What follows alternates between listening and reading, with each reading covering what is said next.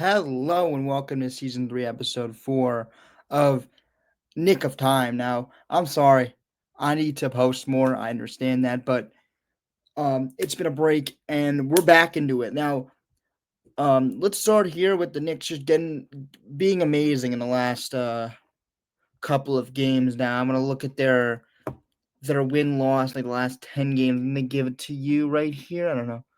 They do, but I don't know. But they're winning a lot in the last 10 games. They are just on top of the world right now.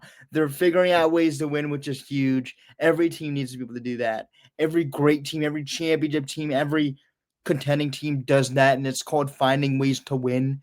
And the Knicks have done that really well. And I'm gonna start here with Tyler Kolek. I really want to start here with Tyler Kolek. We're gonna start here very early, and we're gonna talk about the man Tyler Kolek from Marquette. I feel like it's always right in front of you of the good players who pick in the draft. It's always right in front of you. Like you're gonna look back and be like, teams that didn't draft Tyler Kolek gonna look back and think they're so stupid because Tyler Quick was such a great guy at college, but people were just like passing up on him. The same thing happened with Jalen Brunson. Not saying Tyler Kolek is Jalen Brunson, but the same type of process happened with Jalen Brunson, where teams passed over him, but people are like, "Duh, why the hell didn't I draft him? He was such a good player at Villanova." But look, the Knicks, it was always a smart pick to go out and get the guy, the superstar point guard from Marquette, superstar in college, great player in college. And it was just he had that in him where he just was a comfortable basketball player. You knew when he was put him out on the floor, he was gonna be comfortable. And the Knicks need a player like this a long time. I love Deuce McBride. I love him, but like there's something in his game where you do not want him to create on himself. He's just if you let him create, it's not going to be a good. It might be fun if he's playing against if it's garbage time, he's playing against a garbage player. If he's trying to cross over like Luke Kennard, it's fun. But you need a player like Tyler Kolek off the bench who could slow the game down, have the ball in his hands, and also catch and shoot as well. If he's playing with Jalen Brunson, he could play off him as well, just the same as Deuce can. And Deuce does that even better, where he plays off of Jalen. But also Tyler Kolek has done that well as well, where he could just spot up and shoot, and also take pressure off of Jalen Brunson as well when Jalen's in the game and have him run off ball. And it's been one of the biggest things about Jalen this season is he's been playing more off ball. And also with the draft pick of Tyler Kolek, that's been really evident because Tyler Kolek has been able to handle the ball as well as Mikal. They've been handling the ball a lot. Tyler, Mikal, Clarkson, a lot of those players have been handling the ball while Jalen's off ball. And even Deuce sometimes, as bad as I think he is with the ball in his hands, not as bad as kind of flawed he is with the ball in his hands, especially in a playoff situation. I think in a playoff situation, I trust Tyler Kolek dribbling the ball more than a Deuce McBride. I know it's like dumb. Oh, dribbling is a part of basketball, but it's not. But it's not the biggest part. I mean, Deuce McBride, I love how he can spot up and shoot. He could hit tough shots. That's the thing I love about Deuce McBride that Tyler Kolek really. I mean, Tyler Kolek doesn't have as much as Deuce McBride, but I love the way that Tyler Kolek can just slow down the offense, and you need that in a playoff situation. Can't wait for the playoffs when the Knicks have a deep bench, and you can see it there with Tyler Kolek. Um, and yeah, I think that when he came in, it was different. He just felt comfortable. He just felt like he had his role, and he really Mike Brown was ready to play him. I think that there was a real plan for him when they put him in. There was a real plan. Even though Deuce was out, I think there's still a plan. Mike Brown knew in his back of his head, like, we're gonna put in Tyler Kolek, and we have a plan for him to succeed, and that's great to have. Because I felt like last year Thibodeau was just throwing players out there. When he put in young players, he was just throwing them out there. So there's a real plan for Tyler Kolek, and a real direction for succession in this league. OG Anunoby, he deserves real All-Star consideration. The way he is scoring and the way he's defending, I think more in the system where he's an off-ball, where he's like a spot-up shooter. He can also some plays in the last game where they played against the Pelicans, they squeaked out a win there.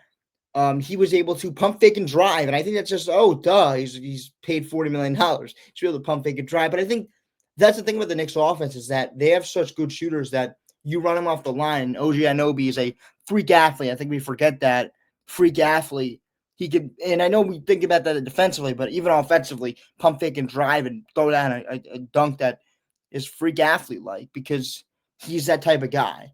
He's always been that type of guy out of college that he's just this freak athlete. Even though he's a great defender, a spot up shooter offensively, he can take you off the dribble. Like if you hard close out on him, he's gonna score.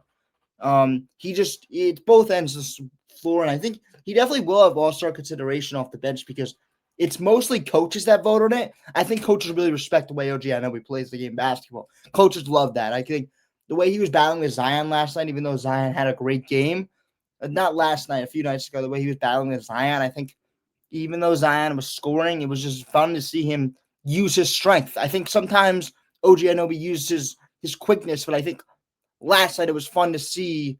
I mean, a few nights ago it was fun to see just his strength, brute strength against Zion. Because I know I love Zion. I think he's kind of elusive, but he's gonna bitch. He's gonna beat you more down the paint in the paint. He's gonna put his shoulder down, and OG was doing a great job. I think Zion was doing a lot of trying to assert his position in the post, and sometimes OG got to steal by just not letting him back him down, and that's hard to do, but shows OG Anunoby's strength and his quickness. Um, um, so yeah, as I said, the Knicks have a legit bench for the first time in a long time, and I cannot wait for their bench to really show itself. I know it showed himself early, but I think there's going to be games where the team A is not going to have or team B is not going to have a good bench, but team A is the Knicks and they have an amazing bench, and they're going to just kind of abuse them, even though the team A's starting lineup might be good and might be keeping them in the game, but the Knicks bench is better than them. I think you saw that against the Cavs, I think.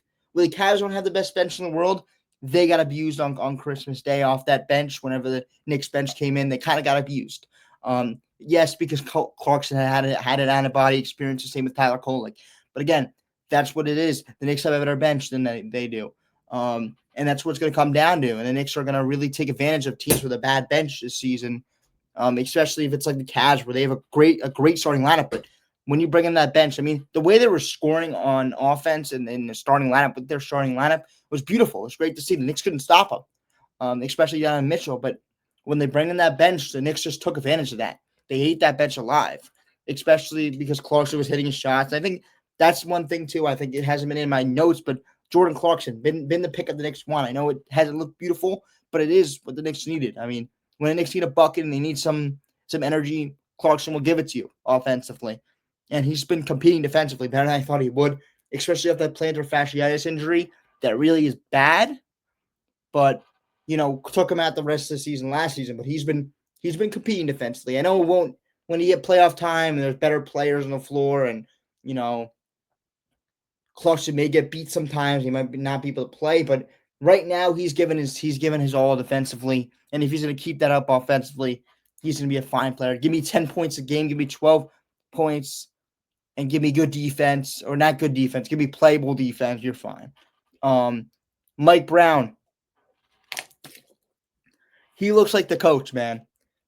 I don't know why he was available because he's coaching a beautiful season right now, putting in all these players, putting in all these different type of rotations, knowing what he'll play for the playoffs. And I think that's the thing about him and Tom Thibodeau. Tom Thibodeau was like, we have our starting five, whatever. He didn't know what worked. I feel like he was just throwing out players. Now, what Mike Brown knows is he knows rotations. He knows starting lineup combinations. He knows lineup combinations. So he kind of understands what works in a playoff situation. And the Knicks are squeaking out games, but I feel like they're just trying stuff. And I feel like if they actually really put in their best lineup all the time, the Knicks would be able to just kill other teams. But the Knicks are trying different stuff, and that's big because they when they try different stuff works. Like you saw Jalen Brunson with 4 second round picks or 5 second round picks. Actually, because Jalen Brunson's a second round pick. So you saw 5 second round picks on the court. And that's with him, Deuce, not Diawara, him, Deuce, McCullough, Kolek, someone else. It was just it was a good lineup. And you see those lineups, you're like, we know where to put. If we want to play, for some reason, we want to play Kevin McCullough in the playoffs. It really won't happen, I don't think. But we know what lineup to put him in. So that's good to see. and he's trusting those young players. And I think that the veterans are also trusting those young players. I think it came in a lot. I think that the broadcast really said it big time. It's like these vets like Mikal and OG and Jalen are driving, and they see Mo Diawara. Mo Diawara open.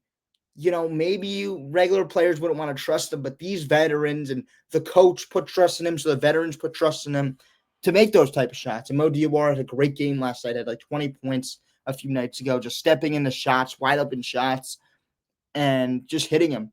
Um, you know, not really doing a lot of not really doing a lot of like out of body experience stuff. Like he's not really like popping your eyes out, but he's just hitting shots. And that's what the Knicks need.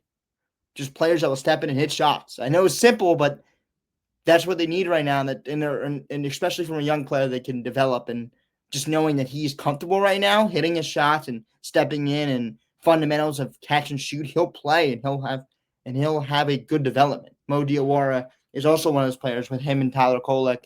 I know Tyler Kolek would definitely play more in my opinion, but him, Tyler Kolek, and Kevin McCullough, and those players, when they hit shots, they're gonna get playing time, and they're gonna play defense well. I think Kevin McCullough is a great defender.